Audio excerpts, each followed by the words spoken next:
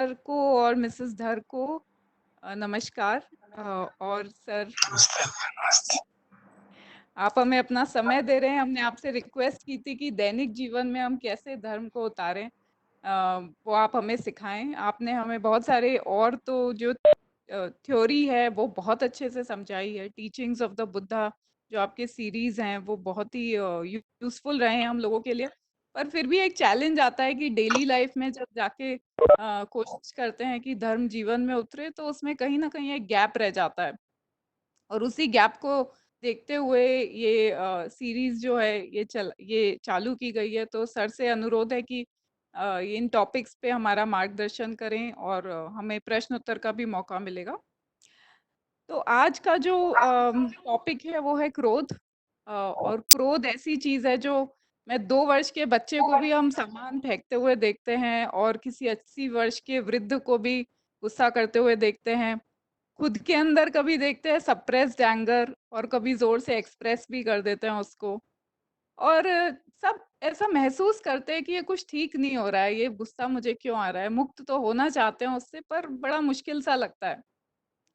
तो सर, आप पहले तो हमें यही बताइए कि ये क्रोध है क्या और ये क्यों आता है। भगवान की शिक्षा में क्या लिखा है? हाँ, मैं प्रयास करता हूँ। मैंने एक संक्षेप में कुछ पॉइंट्स लिखे हैं ताकि, क्योंकि समय कम है उसके लिए, ताकि चर्चा फोकस्ड रहे, तो उसको मैं शेयर करता हूँ, देखता हूँ how to share it.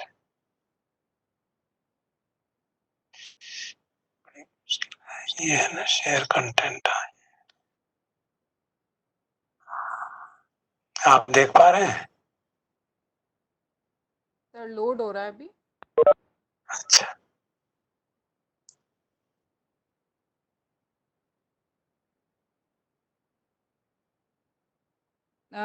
Deepak ji, आपने पिन किया हुआ है क्या सर के वीडियो को?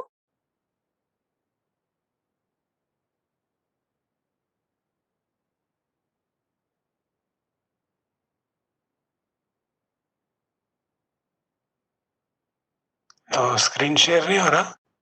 नहीं सर, अभी तक तो नहीं हुआ है। दीपक जी, आपने पिन किया हुआ है क्या सर के वीडियो को? हाँ, मैंने पिन हटा दिया है एक, शायद। अच्छा सर, अभी एक बार फिर से ट्राई कर लीजिए हाँ प्लीज। शेयर कंटेंट करना, क्या करना है ना? हाँ, शेयर कंटेंट पे जाना है, फिर उसके बाद फिर विंडो चूज करनी पड़ेगी, या सबसे ऊपर स्क्रीन चूज कर लीजिए तो पूरी स्क्रीन शेयर हो जाएगी। ऊपर कहाँ पे? शेयर कंटेंट में जाने के बाद जब वो विंडो खुलेगी।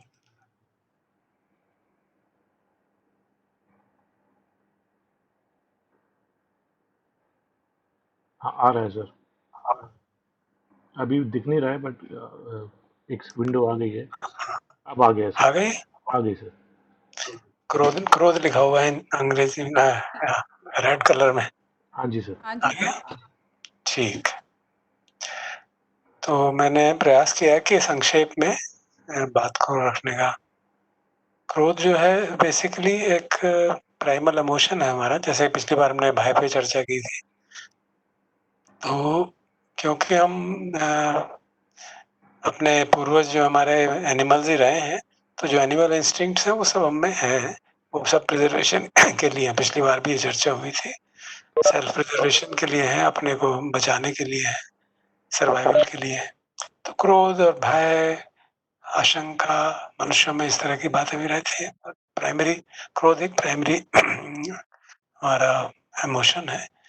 और जो भगवान की शिक्षा के अनुरूप देखें तो जैसे राग द्वेष मोह की बात होती है, तो द्वेष का एक रूप है। और उसके कई रूप हो सकते हैं। मामूली चिड़चिड़ाहट, जैसे हमने कहा, कि जिसको हमको महसूस भी नहीं करते, लगता है बुरा हो रहा है and we just ignore it, उससे लेकर फिर अंत वहां तक कि बहुत आपा ही खो लिया क्रोध में और उठा के किसी को मार ही दिया।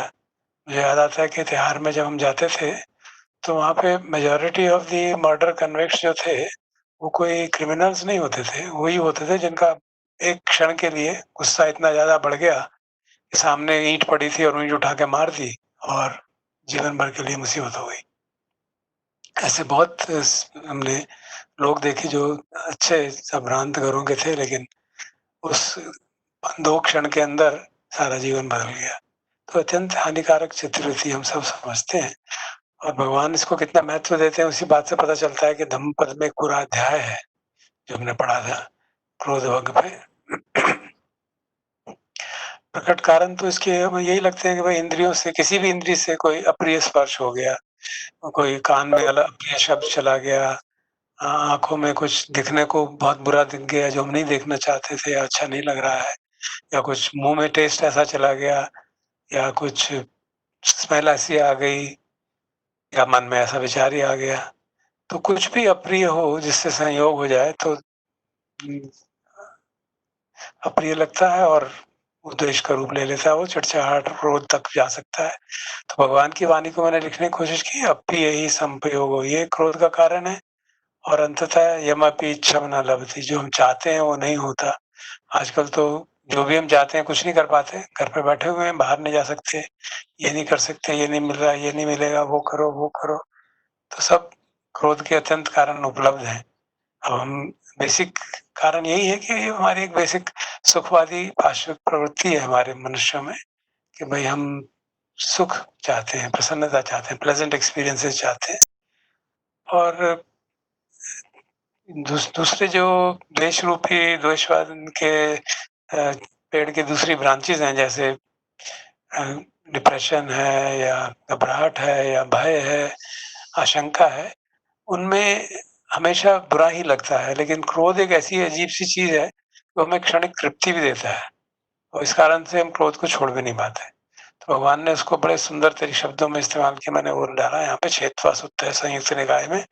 उसको कहते हैं क्रोधस्य विश्व मूलस्य मधुरगस्य देवते। एक देवता आता है, फीमेल देवती, तो उनसे पूछती है तो उसको जवाब देते हैं क्रोध जो है उसका मूल तो विष है, लेकिन आगे आगे से मधुर लगता है। तो इस कारण से उसको छोड़, एक सेटिस्फेक्शन भी होती है क्रोध करते हुए, तो उसको छोड़ना और मुश्किल हो जाता है। तो लेकिन अगर हम ठीक से विवेचन करें तो स्पष्ट मालूम पड़ेगा कि अंततः तो दुख ही देता है, चाहे, और बाद में ख्याल आता है ना ही करते तो अच्छा होता। तो सामान्यतः तो हम क्रोध की उत्पत्ति बाहर की वस्तु, व्यक्ति, कारण, परिस्थिति यही समझते रहते हैं। और सरप्राइजिंग ये है कि बाहर की वस्तु से भी आपको क्रोध आ जाएगा। लैपटॉप खराब हो गया तो लैपटॉप पे गुस्सा निकालना शुरू हो जाएगा, टीवी खराब हो गया तो उसी पे गुस्सा निकालना शुरू कर देंगे। तो इतना मन जो है बिल्कुल ओवरवेल्म हो जाता है अप्रिय परिस्थिति से। तो लगता तो यही है कि बाहर की परिस्थिति है, लेकिन वास्तव में गहराई से देखें तो जैसे हम तो पढ़ चुके हैं पदित्य समुत्पाद की, तो जो बाहर की चीजों का जो स्पर्श होता है, 6 इंद्रियों का स्पर्श होता है बाहर से, तो एक वेदना होती है, एक फीलिंग होती है, कुछ लगता है, और उस वेदना के प्रति तृष्णा जागती है। ये मुख्य बात। तो और उसको गहराई तक थोड़ा सा जाएं तो इंद्रियों पर जो अप्रिय स्पर्श है, मेरा मतलब कैसा लग रहा है, स्पर्श का मतलब ये, हम सामान्यतः देखते हैं कि कोई चीज देखी, कोई बहुत गंदी सी चीज देखी तो अच्छा नहीं लगता, कोई आवाज सुनी, क्रिटिसिज्म सुना है, बहुत ज्यादा शोर सुना है, गाली गलौज सुना, तो अच्छा नहीं लग रहा है। इसी तरह से खाने में खाया और उसमें पता चला नमक ही नहीं है, या दूसरा जाके बहुत मिर्च है, तो बिल्कुल अच्छा नहीं लगता। और तो जो भी इंद्रियों पे स्पर्श हो, जो देखें, अगर हम महसूस करेंगे तो मालूम पड़ेगा कि हमें मालूम पड़ता है कि ऐसा लग रहा है, अच्छा नहीं लग रहा है। और ये प्रायः जो है हमारी केवल बाहर के ऑब्जेक्ट पे डिपेंड नहीं करता, ये हमारी मन की स्थिति पे भी डिपेंड करता है। मन की स्थिति बहुत प्रसन्न है तो बगैर नमक का खाना भी चल जाएगा, मिर्च वाला खाना भी चल जाएगा। मन वैसे ही बेचैन है तो जरा भी इधर उधर हुआ और आदमी परेशान हो जाता है। और वो संज्ञा जो है हमारी हमारी परसेप्शन जो है उस पर बहुत भारी निर्भर करता है। जो स्पर्श मुझे अच्छा लगता है हो सकता है दूसरे को प्रिय न लगे। मुझे एक फल खाना अच्छा लगता है, वो दूसरे को फल खाना बिल्कुल अच्छा नहीं लगता, और उसी से द्वेष और राग पैदा होते रहते हैं। तो ये कैसा लग रहा है, इसी को वेदना कहते हैं। दिक्कत क्या होती है कि वो इतनी क्षणिक है, इतनी क्षणभंगुर है कि हम उसको ध्यान ही नहीं दे पाते, और सजगता भी हमारी इतनी होती नहीं है कि देख पाए कि मुझे अच्छा लग रहा है कि बुरा लग रहा है, और तुरंत जो हमारा एनिमल इंस्टिंक्ट है वो प्रतिक्रिया कर देता है। क्रोध की वो मन से शुरू होके वाणी में जाएगा, वाणी से शुरू होके शरीर पे भी जा सकता है, मारपीट तक पहुंच जाती है, गोली चला देते हैं। तो इसीलिए इसको जब समझते हैं सामान्यतः सजगता की कमी है और तुरंत प्रतिक्रिया कर देते हैं, तो इसलिए सामान्य सुझाव दिया जाता है कि क्रोध जागे तो कुछ मत करो भाई, चुपचाप रहो थोड़ी देर, और कुछ नहीं जानते, कुछ से साधना नहीं जानते तो इतना तो कर लो कि चुप रहो, बोलो मत और ना ही कुछ करो। हालाँकि इतना आसान नहीं है, क्योंकि तभी हो पाएगा जब शील पुष्ट हो और वाणी और शरीर में हमारा कुछ संयम हो, तो इतना हमारी प्रैक्टिस होगी तो तभी ये कर पाएँगे। लेकिन एट लीस्ट आग को बढ़ने से बचाने में कुछ तो मदद कर सकता है। दिक्कत क्या होती है कि क्रोध की उत्पत्ति की जानकारी भी नहीं होती, हमें पता ही नहीं चलता कि क्रोध जाग रहा है, और फिर हम उसको क्रोध को इतना पकड़ लेते हैं, उसको जिसे कहते हैं उपादान हो गया, और फिर हम नया रूप ले लेते हैं। क्रोधी प्राणी के रूप में हमारा नया जन्म हो जाता है, और फिर हम जो चाहें वो क्रोध जो है हमसे कुछ भी करवा सकता है। हाँ, अगर हम सजग रहें और उस वेदना की जानकारी रहे, मतलब हमें ये समझ रहे कि कैसा लग रहा है, अगर हम इस बात की ओर सजग रहें, खास तौर पे जहाँ परिस्थिति ऐसी है, मालूम है कि यहाँ गड़बड़ होने वाली है, तो वहाँ तैयार होके जाएँ कि मुझे देखना है कि मुझे कैसा लग रहा है। मुझे जैसे ही बुरा लगेगा मैं सजग हो जाऊँगा, प्रतिक्रिया नहीं करूँगा, तो ये काफ़ी लाभ हो जाएगा। तो हम देख पाएँगे, तो अगर हम वेदना को देख पाएँ, तो प्रतिक्रिया, और तय कर लिया प्रतिक्रिया नहीं करेंगे, तो क्रोध की उत्पत्ति विस्फोटक रूप में नहीं होती। लेकिन ये सब ऊपर-ऊपर की बातें हैं, और गहराई से जाएँ तो इसके अंदर रूट में और भी चीज़ें हैं, और वो सब केवल क्रोध के लिए नहीं, वो सभी इमोशंस के लिए, सभी भावनाओं के लिए वो सेंट्रल रीज़न है, जेनेरिक रीज़न है, उनका सार्वभौमिक मूल कारण है, और उसी से शमन का भी उपाय है। वो जो भगवान के प्रथम सत्य में कहा जाता है, संकित्तेन पंच उपादान खंडा दुःख। क्योंकि क्रोध हो, चाहे भय हो, चाहे आशंका हो, चाहे वासना हो, चाहे घबराहट हो, चाहे डिप्रेशन हो, वो सब दुःख है, और वो दुःख किसी न किसी खंड से, चिपकाव के कारण, या शरीर के प्रति, या मन के प्रति, या मन की वेदना के प्रति, या जो हमारा विचार जाग रहे हैं उसको प्रतिक्रिया के रूप में उसके प्रति, या जो हमारे परसेप्शन है उसके प्रति, या जो हमारे देखने की क्षमता है, इंद्रिय विज्ञान है, उनके प्रति, कहीं न कहीं पे भी, जहाँ पे भी चिपकाव होगा, मैं और मेरे का भाव होगा, तो वहाँ पे प्रतिक्रिया हो जाएगी, वहाँ पे इमोशनल अपसर्ज हो जाएगा। ये बेसिक रीज़न वहीं से शुरू होता है, प्रतीति समुत्पाद से ही आता है, लेकिन अंततः बेसिकली रूट पे ही काम है कि जब तक मैं और मेरे का भाव रहेगा, तब तक हम एक डामाडोल स्थिति रहेगी, मन हमारा कंपायमान ही रहेगा, हिलता ही रहेगा किसी न किसी कारण से। और उपाय उसका फिर भगवान की शिक्षा के अनुरूप है, चित्तानुपස්සना, अनात्म भाव का समझ। क्योंकि अगर हमें सचमुच में अनात्म भाव की समझ है, और हम समझते हैं कि संस्कार मेरे नहीं हैं, मैं नहीं हूँ, तो क्रोध भी एक तरह का संस्कार है, वेदना भी एक तरह का संस्कार है। वेदना देखी हमने, उसको जान लिया, मैं नहीं हूँ, मेरा नहीं हूँ, उसको देख लिया, शमन हो जाएगा बात का। संस्कार जाग भी गया, क्रोध जागने की टेंडेंसी भी देख ली, क्रोध जाग रहा है, और जान लियो, नॉट मी, नॉट माइन, नेतन्मम नेस्वमस्मि नेमेसो अत्ताति, जो मंत्र है हमारा, उसको याद रखें, तो वहीं पे शमन हो जाएगी बात। तो सभी संस्कार अनात्म है, हम ये कहते हैं, मानते नहीं है, अनित्य है जानते हैं, लेकिन उसको प्रैक्टिकली लाते नहीं। तो ये सबसे सक्षम उपाय है क्रोध की उत्पत्ति को ही रोकने का, कि आप जैसे ही वेदना जागे तब जान जाए, या क्रोध जागने लगे तब भी उसको रोक दें। और जो चार आर्य सत्यों का मार्ग है, वो भी हमें अंततः वहीं ले जाता है कि दुःख है तो उसको समझो। तो अगर क्रोध जागा है, उसको समझेंगे, तो अंततः समझने से शरीर में क्या हो रहा है, मन में क्या हो रहा है, पता चलेगा, और हमें समझ है कि ये अनात्म है, मैं नहीं हूँ, मेरा नहीं, तो निकल जाएगा। तो ये अनात्म बोध जो है, बेसिक रिक्वायरमेंट है, इसके उत्पत्ति ना हो उस क्रोध की।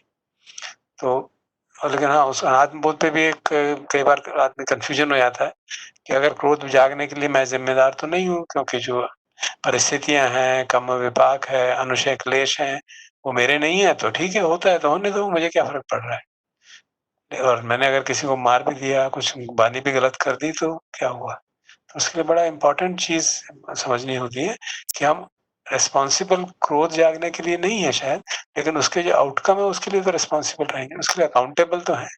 तो आप जवाबदेह हैं, क्योंकि अगर उसका प्रकटीकरण वाणी या शरीर के माध्यम से हो जाता है, तो फिर आपने शील तोड़ दिया, तो फिर उसका असर होगा ही होगा। अगर सिर्फ मन के स्तर पर क्रोध रह जाए, तो कोई दिक्कत नहीं है। ये क्या भाई?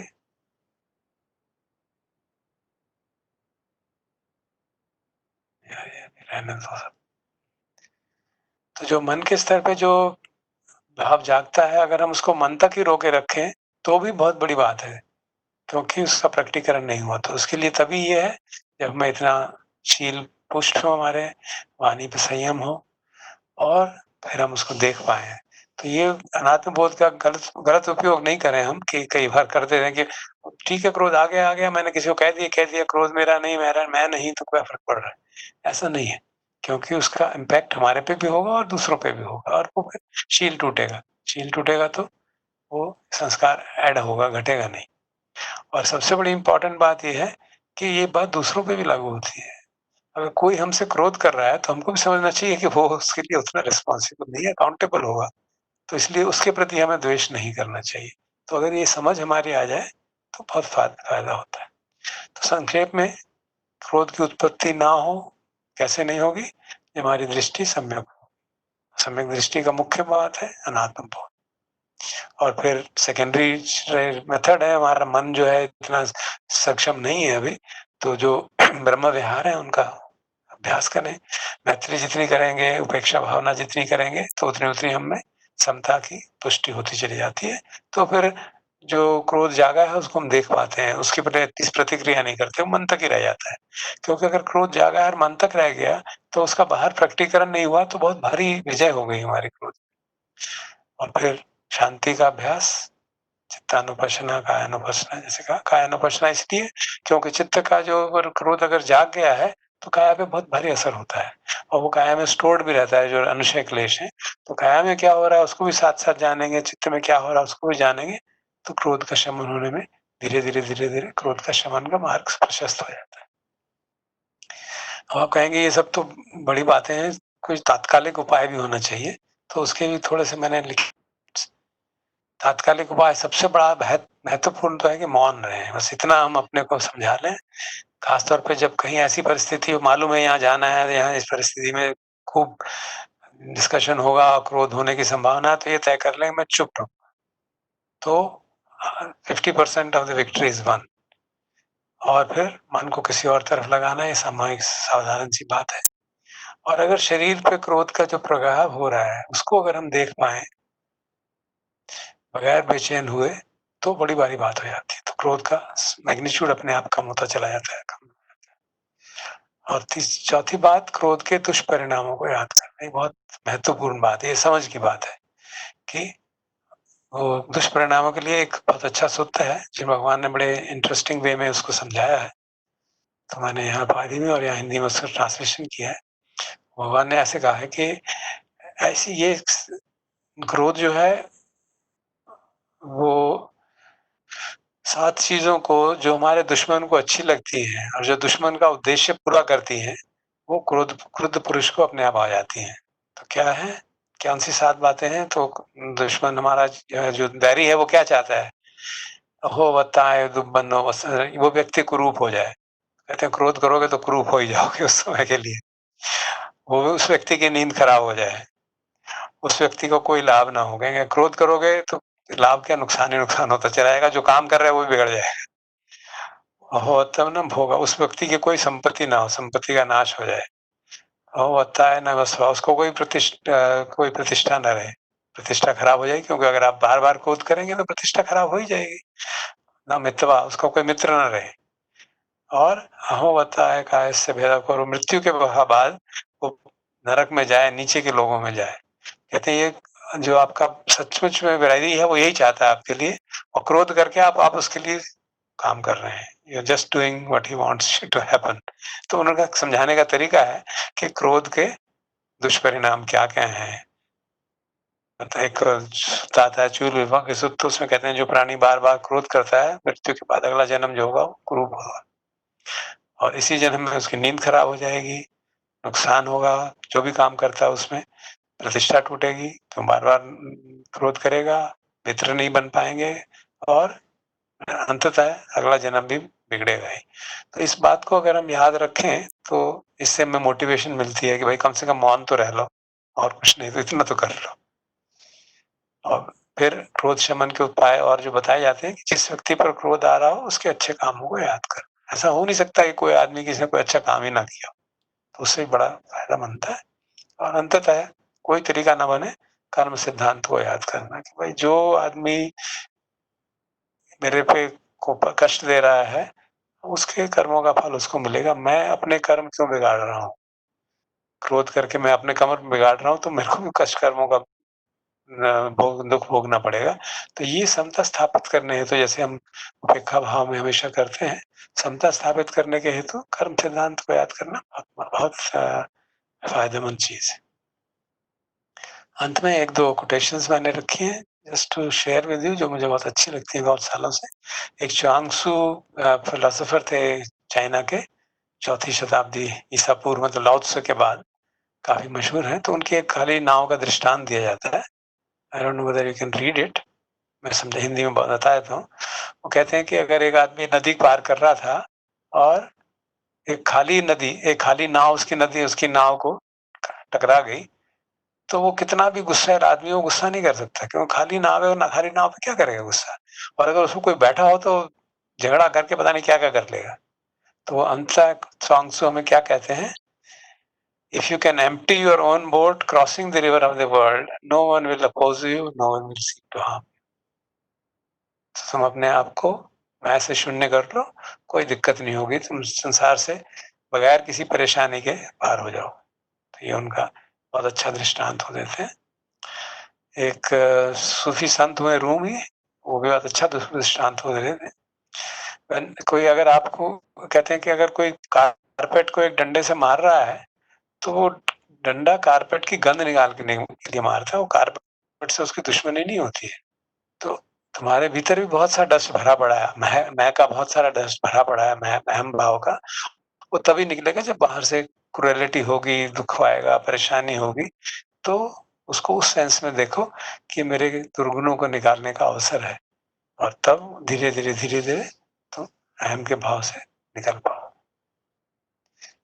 फिर धम्मपद की जो गाथाएं हमने पढ़ी हैं, वो मैंने 2 लिख दी हैं। उनमें भी एक में तो यही भाव है कि कोई अगर हमारी भूल का आभास कराए, तो ऐसा ही है जैसे कोई छिपा हुआ खजाना हमारा दिखा रहा है। क्यों क्रिटिसिज्म पे ज्यादातर हम बहुत नाराज हो जाते हैं, देखते नहीं कि वो क्रिटिसिज्म वैलिड है या इनवैलिड है। अगर वैलिड है तो सचमुच में हमको उस बताने वाले का धन्यवाद करना चाहिए कि उसने हमारा एक त्रुटि दिखा दी, हमारी दोष बता दिया। ये हो नहीं पाता, क्योंकि दोष क्रिटिसिज्म सुनते ही हम नाराज हो जाते हैं। तो ये बहुत महत्वपूर्ण भगवान का आदेश है। और अंतिम है आदेश कि क्रोध को अक्रोध से ही जीत सकते हैं, क्रोध से नहीं जीता जा सकता, वो संभव ही नहीं है। ये आइडियलिस्टिक बात लगती है, लेकिन कोई और चारा है नहीं। अंत में एक प्रश्न मैं छोड़े जा रहा हूँ, क्योंकि लोग कई बार मुझसे ऐसा काम करते हैं कि अन्याय के विरुद्ध लड़ने के लिए तो क्रोध आवश्यक। इस पे आप विचार कर लीजिएगा। थैंक यू सर, आपने बहुत सारी बातें इसमें कवर कर दी, और जो मैंने और एक्स्ट्रा क्वेश्चंस लिखे थे वो सभी कवर हो गए हैं। तो काफ़ी अच्छा गाइडेंस है, और मुझे लगता है कि जब हम ये सुन रहे थे तो शायद कि सुनने वालों के मन में किसी के मन में कुछ प्रश्न जागे होंगे, या किन्हीं व्यक्तियों का की बात आंखों के सामने प्रकट हुई होगी, या अपने जीवन के कुछ दृष्टांत प्रकट हुए होंगे। हो सकता है वो कुछ हमारी क्लैरिटी आवाज कम हो गई दीप्ति, पास रख। अभी आ रही है। हाँ हेलो। अब ठीक है, फोटो भी अच्छा। चली गई थी। हाँ हाँ। अच्छा। तो मैं कह रही हूँ कि हम जैसे-जैसे आपकी ये बात सुन रहे थे तो जीवन की कुछ घटनाएँ सामने आ रही थी, और मैं समझती हूँ कि सुनने वालों के मन में भी शायद आ रही हों।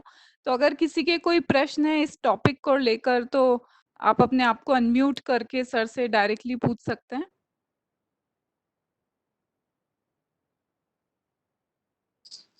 Hello hello. हाँ जी, हाँ। हेलो।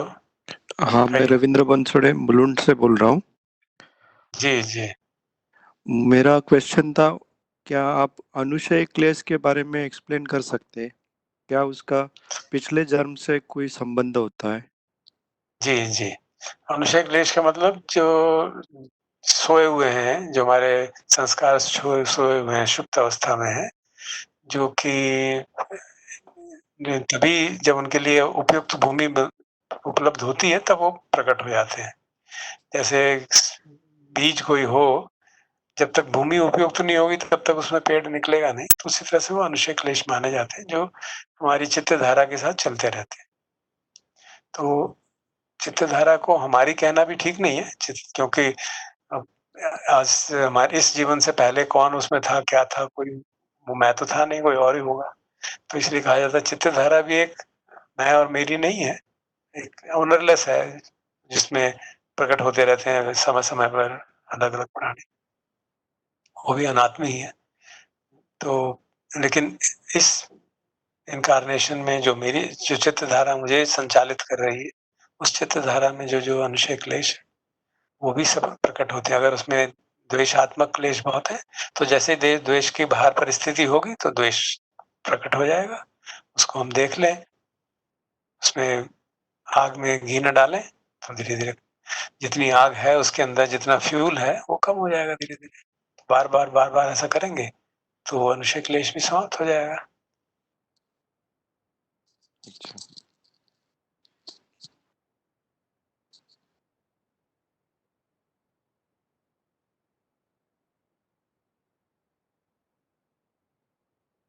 धन्यवाद। जी। कोई और प्रश्न पूछना चाहे तो आप अनम्यूट करके पूछ सकते हैं। नमस्कार। नमस्ते।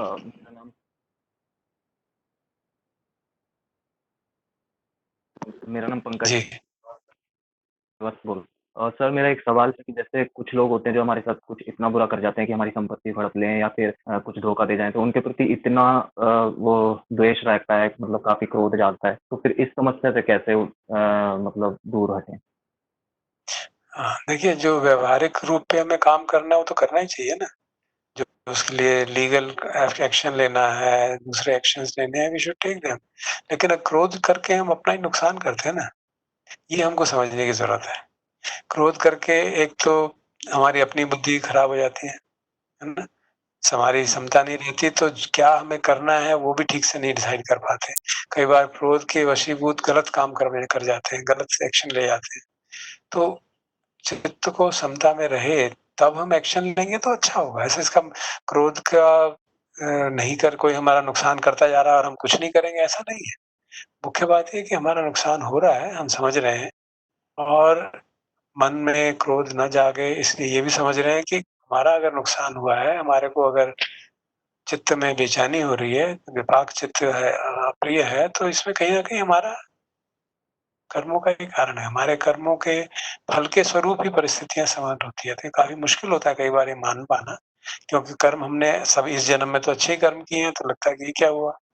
तो लेकिन भगवान की जो वाणी है अगर हमें श्रद्धा है उसमें तो मानना होगा कि हाँ, जो भी परिस्थिति आ रही है, वो हमारे कर्मों के फल के रूप में आ रही है। इस समय मैं क्या कर्म करूँगा वो डिटरमिन करेगी भविष्य में क्या होने वाला है। तो इसलिए उस बात को याद करके हम अपने मन को समता में लाते हैं। इसलिए मैंने निवेदन किया था ना कि समता में लाने के लिए कर्म सिद्धांत बहुत आवश्यक है। जैसे उपेक्षा भावना की अभ्यास कर रहे हैं इतने दिनों से, तो उसमें कर्म सिद्धांत और सम्यक दृष्टि मतलब बेसिक राइट व्यू जिसे कहा जाता है। प्रथम जो मार्ग है, पहला एलिमेंट है अष्टांगिक मार्ग का कि हमारी दृष्टि बिल्कुल क्लियर हो, अहम का भाव ना हो, चार आर्य सत्य क्लियर हो, तो हमको समझ में आता है कि हमारे दुःख का कारण मैं हूँ। जब तक हम ये इस बात को सचमुच में नहीं मानेंगे तब तो क्रोध जागेगा ही। तो अगर हम इस बात को ठीक से समझ गए हैं तो क्रोध नहीं जागेगा या जागेगा भी तो समय पे जागेगा भी, उसको देखेंगे तो शांत हो जाएगा। तो डिसीजन जो भी करना है उस समय हम तभी अगर करेंगे जब क्रोध नहीं होगा, तो सचमुच में अच्छा डिसीजन होगा, नहीं तो आप मानेंगे क्यों क्रोध के वशीभूत होके हमारी अपनी बुद्धि, हमारी अपनी समझ, हमारी अपनी प्रज्ञा ठग जाती है और वो आवरण हो जाता है, तो फिर बुद्धि विनाश हो गया एक तरह से, तो फिर पता नहीं कहाँ से कहाँ क्या गलत काम कर बैठे। मुझे याद है एक शिविर में बहुत साल पहले की बात है, बहुत 20-30 साल हो गए। एक बिटिया आई थी शिविर में और उसको बहुत कष्ट हो रहा था साधना में। बहुत ही भयंकर कष्ट हो रहा था, तो उसको खैर हैंडल किया किसी तरह। फिर बाद में जब पूछता रहा कि कोई ना कोई कारण तो है जो तुम बता नहीं रही हो, मन में कोई बहुत भयंकर चीज़ है जो तुम छुपा रही हो, इसलिए इतनी परेशानी हो रही है। खैर अल्टीमेटली 7वें या 8वें दिन उसने बताया कि उसके पिताजी का देहांत हो गया और उसको लगता है कि उसके चाचा जी के कारण उसके पिताजी को हार्ट अटैक आया, क्योंकि उनके चाचा जी ने उसके पिताजी का होटल हड़पा लिया। कहती मैं इतनी उससे परेशान थी कि मैं ये तय करके आई हूँ कि अब मैं माफिया से मिलके उसका मर्डर करवाऊँगी। और मैं ये तय करके आई थी, लेकिन किसी ने कहा तुम ये क्या सोच रही हो? तुम कहाँ फँस जाओगी? जाओ साधना करने चली जाओ। देखो मन शांत होगा फिर डिसीज़न करना। तो उसको 7-8 दिन तक तो बिल्कुल जैसे नरक की पीड़ा होती है ना, वैसे पीड़ा हो रही थी। फिर जब उसने बताया, फिर उससे बात हुई, समझाया, उसको खुद ही समझ आ गया था कि क्या हो रहा है और क्यों हो रहा है। तो देखा कि नहीं अब मैं एप्रोप्रिएट एक्शन करूँगी, ये नहीं। I will take appropriate legal action, this action, that action, but not allow mind इतना मन को इतना बेचैन कि मैं बिल्कुल ही बुद्धि इतनी विनाश हो गई कि मैं भी ऐसे गलत काम पे पड़ पड़ूँ शंका के आधार पर।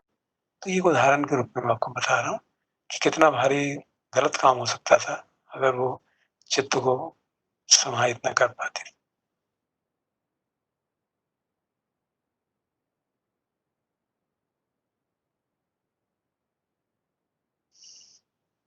Thank you sir.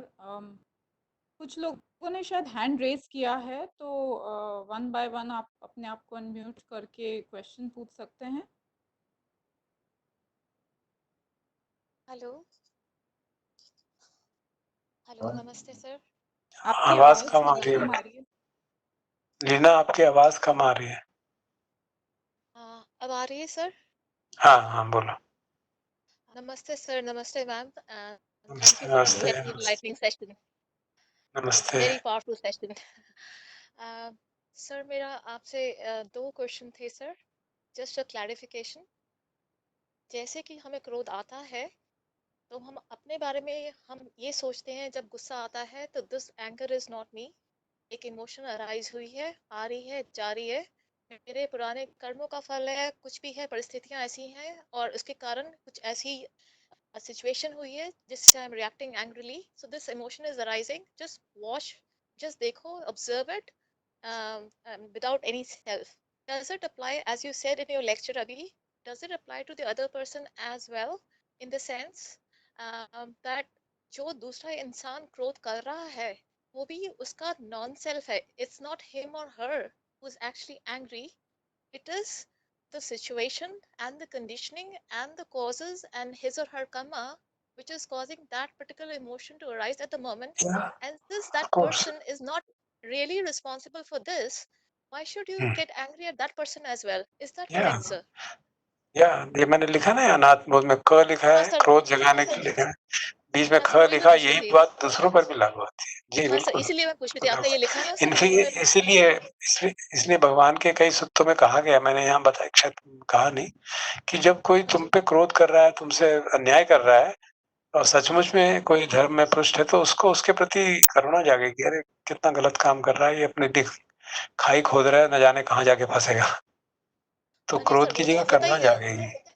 हाँ सर, हाँ, करुणा तो तो जाएगी this is he. What is the meaning of that statement. या And but जी, sir, he or she is also not responsible for it, isn't it, sir? क्योंकि वो भी तो इन दैट circumstances सेंस से इतना ज्यादा। मैंने नॉट हाँ रिस्पॉन्सिबल जी, but he is accountable for it हाँ, he is accountable for it, he will, because sir वो कर्मा को बिकॉज तो इट विल उसके अफेक्ट बिना। हिम हाँ इट जी, विल उस affect karma. Him it will affect him या इट विल हाँ तो अफेक्ट वही हिम तो करना। एट हाँ जी उसके सर। कर्म खराब हो रहे हैं, उसको अफेक्ट हाँ जी करेंगे। सर। और उसने अगर गलत काम करके मान लो हाथ उठा लिया, जैसे मैंने बताया ना, त्योहार में मुझे अच्छी तरह याद है, कम से कम 50 से 60% मर्डर कन्विक्ट्स ऐसे थे जो बेचारे अच्छे घरों के थे, गांव में हाँ जी एक सर। अच्छी खासी बिल्डिंग, जमीन मगीन सब कुछ, वो जमीन के चक्कर में वो झगड़ा हो गया, उसने उठा के बाहर, वहां कोई हथौड़ा पड़ा था, उठा के मार दिया, अगला मर गया, मैटर एंडेड, लाइफ खत्म। And so many cases of that kind we came across. तो जवाब तो दे तो सर, है ना। तो sir actually double edged compassion हो गया, क्योंकि एक तो उस बेचारे को वो जिम्मेदार नहीं है क्योंकि परिस्थितियां ऐसी हैं, और दूसरा उस बेचारे को इसके कर्म का भोगना पड़ेगा। तो it's like you really feel need to have compassion, which is actually twofold, Yeah, because you know yeah. so that That was is the the first attitude question. of a bodhisattva. Yeah, that's what is the attitude of a bodhisattva. हाँ जी sir. That's what is meant by real compassion. हाँ जी sir. जो बोधिसत्व वाले महायाना के लोग traditionally compassion पे काम करते हैं, that's the way they work. जी sir. So, sir, while we are working on that compassion, thank you for that answer, sir. A very small second question as well, sir. So, while we are working on that path, sir, कई बार ऐसा होता है sir कि जो क्रोध आता है, कई बार चीजें बहुत समय से हो रही होती हैं या कई बार बहुत इंटेंस होती है. Let's say somebody has murdered your son. It's something really which is really extreme. और धीरे धीरे प्रैक्टिस से obviously we can overcome that as well. But sometimes the things are very intense. At that time also, if you're observing your anger, what happens is, for minutes, maybe for कुछ क्षण के लिए आप anger observe कर पाते हैं, और कई बार क्या होता है मन प्रपंच में चला जाता है. You get overwhelm by thoughts and again negative thoughts start rising. फिर मन catches, oh, you're here to observe the anger, this is not mine, this is not me. Again you're making this is my anger. उसने कहा तो मैंने ये कहा. Again you start associating and again this thing starts.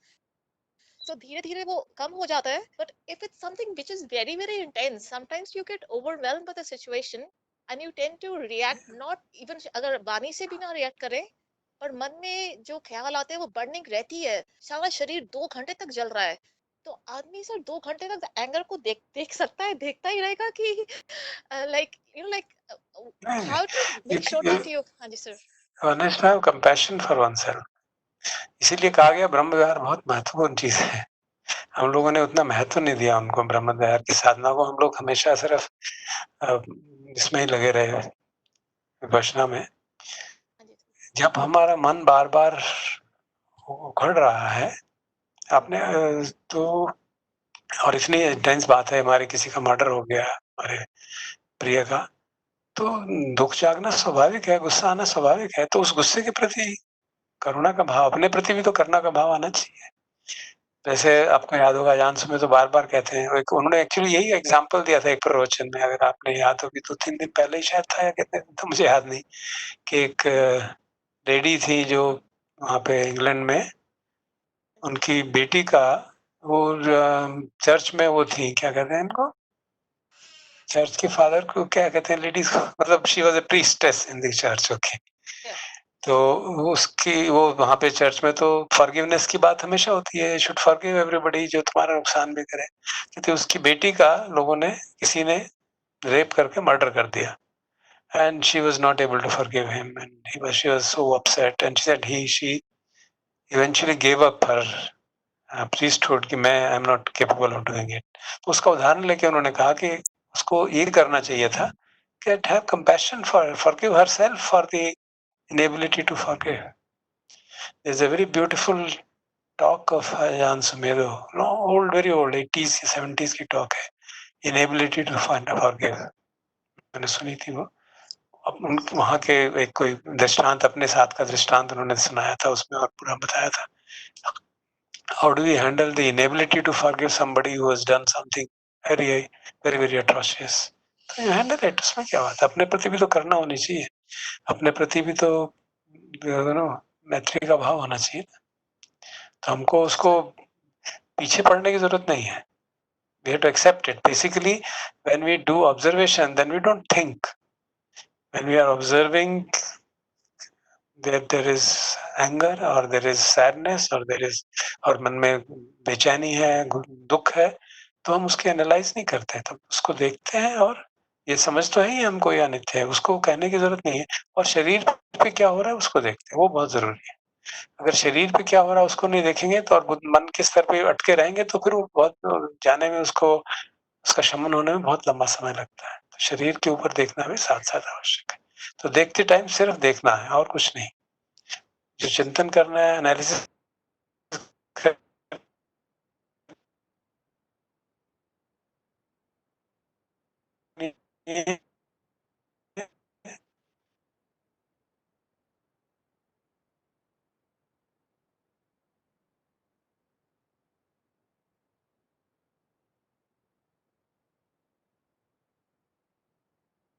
तब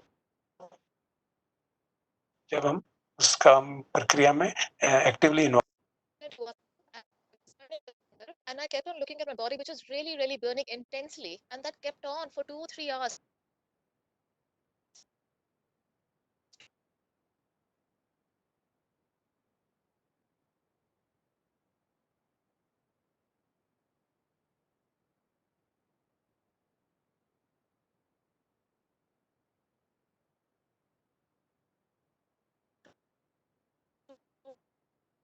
थोड़ा half hours actually या sir work करती रही, मैं देखती द हूँ माइंड ऑफ प्रतिभा बहुत जरूरत है। जब यहाँ नंबरों कंटिन्यूस का तो सीनियर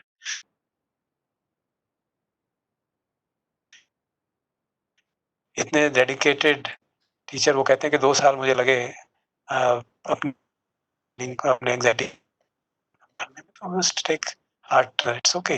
2 सर घंटे तो मेरा कोई ये बड़ी मतलब बात था कि नहीं। प्रैक्टिकली स्पीकिंग, तो जैसे सपोज गुस्सा चल जा रहा है 1 महीना 2 महीना, एंजाइटी चलती जा रही है 1 महीना 2 महीना 1 साल 2 साल, तो बीच में उसको ऑब्जर्व किया, 1 घंटा देखा 2 घंटा जितना भी आपका ऐसा टाइम तो था, उसके बाद अपने तरफ मैच्योर का हाँ, भाग दिया दोबारा and then let go and that's- like a practical level, because ऐसा तो कभी नहीं होता ना।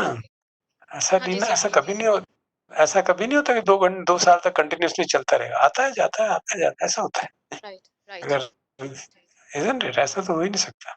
2 साल जो वो कह रहे थे कि इस ऑब्जर्विंग की अभी भी लेटेंट टेंडेंसी है, that's it. Right. Leena, thank you very much for thank you sir, thank you sir. evoking a very good conversation. So, एक और सवाल आगे अभी अपूर्व शायद पूछना चाहते हैं। उससे पहले सर मैं आपसे रिक्वेस्ट करूंगी, अगर आप स्क्रीन शेयरिंग स्टॉप कर पाते तो हम आपको थोड़ा बड़ी स्क्रीन पे देख पाते। अच्छा, मैं वही देख रहा था, मैं कहाँ कैसे करूँ स्क्रीन शेयरिंग को? सर वो नीचे ही जहाँ से आपने दीपक आप बता सकते हैं क्या सर को? वो एक मिनट, पॉइंट नहीं दिख रहा मुझे। हाँ आई थिंक अच्छा। मैं अपनी स्क्रीन ऑफ कर देता हूँ तो अब हो जाएगा। आई थिंक अब हो गई है। तुम ही कंट्रोल कर रहे हो सब कुछ। ठीक है। हाँ, अपना कंट्रोल वेरी कर गुड, रहे हैं वेरी देख गुड, रहे थैंक यू। हैं। बस दीपक ने हमें पकड़ रखा है भाई। ठीक है, अब good good. Next question Apurva, do you want to ask? You had raised your hand. Yes हाँ सर, जी, मैं नमस्ते। अपूर्व बोल रहा हूँ। नमस्ते सर, नमस्ते सर। जो आपने जो डॉक्यूमेंट शेयर किया था उसमें रूमी का एक कोट था जो मैं कंप्लीटली पढ़ नहीं पाया। एंड में ऐसा कुछ था कि it works in sleep as well as in wakefulness. तो हाँ, ये मैं समझना चाह रहा था, इसका क्या मतलब है? he's saying कि अगर आप if you are really mindful to that extent कि जो हमारे जो अहम का भाव है वो नींद की स्थिति में भी धीरे धीरे अरेंज होता चला जाता है, ऐसा उनका कहना है। But ऐसा होता है क्या? मालूम नहीं मुझे। Okay I okay don't think so. Okay, ठीक है, थैंक यू सर।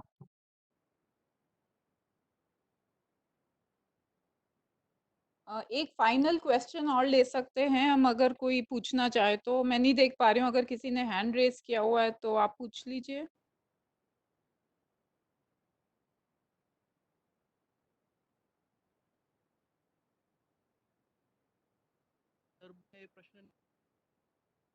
ठीक है, तो लगता है कि और कोई सवाल नहीं है। ठीक। Hello madam. हेलो हाँ जी दीप्ति सर। मैडम, हाँ जी। मेरा एक क्वेश्चन था, पूछ हाँ सकता जी, हूँ? बोलिए। हाँ हाँ, पूछिए। बोलिए। जो अभी प्रथम आर्य सत्य की बात हुई, तो उसमें भगवान आखिर में कहते हैं कि संकीर्तेन पंच उपादान खंदा दुखा। तो जी, जब ये ऐसा कह रहे हैं तो क्या उसका ऊपर के जो 5 है उससे कोई संबंध है कि वो अलग स्टेटमेंट है? वो उन्हीं से, वो जो उनका मूल है, रूट जो है ना, उसकी ओर ध्यान दिला रहे हैं कि वो जो बाकी जो बातें वो शुरू की आती हैं, पिए ही अपयोग, पिए ही संपयोगो दुखो, पिए ही विपयोगो दुखो, वो सब बातें तो प्रकट है ना, सामान्य बातें हैं। ये बात संक्षिप्त में, मतलब संक्षेप से जब चित्त को देख करके देखते हैं तो ये पता चलती है। ऊपर ऊपर से लगता है कि वो कारण है, कि बुढ़ापा कारण है, कि मृत्यु कारण है, कि बीमारी कारण है, कि प्रिय से विछोह कारण है, कि अप्रिय से मिलना कारण है, कि मेरी इच्छाएं पूरी नहीं हो रही ये कारण है। इन सब के मूल में, इन सब के आधार में मैं का भाव है। अच्छा, ये बात। तो ये क्या अलग अलग खंड है? हेलो नहीं, सर। मैं के भाव में 5 खंड है ना, शरीर का अच्छा। खंड है, वेदना का खंड है, संज्ञा का खंड है, संस्कार का खंड है, विज्ञान का खंड है। तो इन पांचों भाव खंडों में से जो कि अनित्य हैं, अनात्म हैं, उनको अगर मैं मानेंगे, और क्योंकि वो अनित्य हैं, बदलते रहते हैं, तो परेशानी होगी, दुख होगा ही।